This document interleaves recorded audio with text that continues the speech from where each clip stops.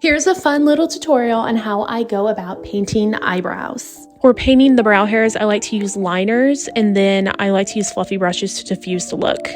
I'm going to use a little bit of Gamsol. I'm using Prussian blue as a base color, but that's only because there is a lot of blue in my painting. That's why I'm using Prussian blue.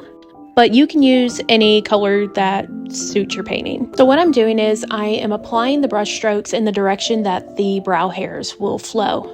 The key is to follow the shape of the brow bone. If the eyebrow is raised, you're going to want to have your eyebrow follow the direction of the brow arch. As you can see, it's arched in my painting, so it's going to go upwards.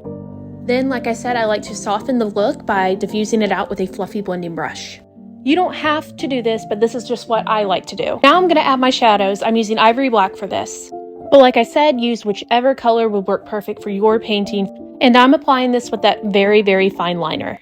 Then I just repeat that entire process using the blending brush and the fine liner, just like we did. Just remember, whenever you are diffusing the brow hairs, try to diffuse them in the direction that they go in. Now I'm going to add highlights. So I'm basically just going to hit the light off the top of the eyebrows. Then I'm just going to slowly diffuse it into the midtones and the shadows. Now I'm just going to continue taking that blending brush in and blending that all together. Then you just repeat all of those steps until the eyebrow is just the way you want it. So here is the eyebrow. You just basically use your own discretion on how much detail you would like to add.